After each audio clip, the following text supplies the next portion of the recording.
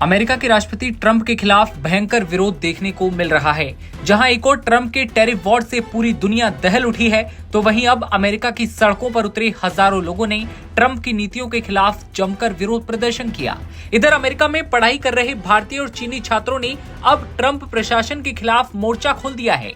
Donald Trump की नीतियों से परेशान होकर 3 भारतीय और 2 चीनी छात्रों ने अमेरिका के होमलैंड सिक्योरिटी डिपार्टमेंट और इमिग्रेशन अधिकारियों के खिलाफ कोर्ट में केस दर्ज करवा दिया है।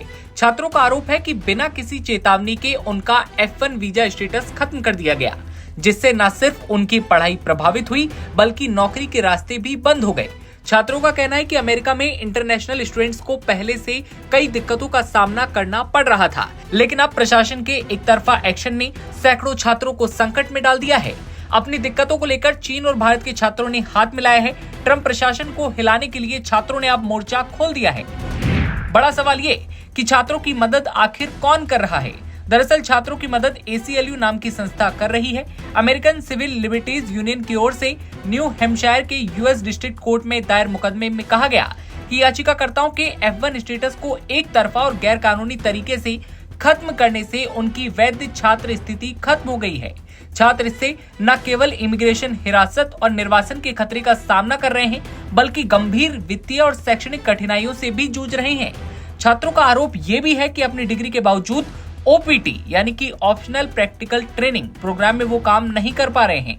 छात्रों ने कोर्ट से अपील की है कि वो ट्रंप प्रशासन को इस फैसले पर दोबारा विचार करने का आदेश दे। वहीं अमेरिकी सरकार की ओर से इस मामले में अब तक कोई आधिकारिक बयान सामने नहीं आया है। भारतीय छात्र लिंकित बाबू गोरेल ने याचिका में दावा किया कि उनकी मास्टर्स प्रोग्राम की ग्रेजुएशन की तारीख 20 मई है। वैध F1 स्टूडेंट स्टेटस के बिना वो ना तो अपनी डिग्री प्राप्त कर सकते हैं और न ही OPT कार्यक्रम में हिस्सा ले सकते हैं।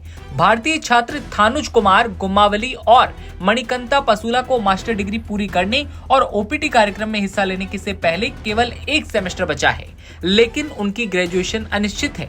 अगर कोर्ट उनकी मदद नहीं करता तो उनकी डिग्री अधूरी रह जाएगी। कुछ इसी तरह की दिक्कतें चीनी स्टूडेंट्स की भी हैं। अब देखना है कि क्या अमेरिकी अदालत छात्रों की इस गुहार को सुनती है या फिर ट्रंप प्रशासन की नीति और भी इंटरनेशनल स्टूडेंट्स को प्रभावित करेगी। इस पूरे मामले पर ACLU का कहना है कि सरकार का ये कदम मनमाना और गैर कानूनी है। अमेरिकी सरकार को छात्रों को उनका वीजा वापस देना चाहिए ताकि वो उनकी पढ़ाई पूरी कर सके और अपना भविष्य बना सके। लेकिन ये तो देखने वाली बात होगी कि अमेरिकी सरकार इस पर कौन सा बड़ा एक्शन लेती है। फिलहाल इस खबर में इतना ही। तमाम खबरें सबसे पहले देखते रहने के लिए आप बने रहिए नवभारत टाइम्स के साथ।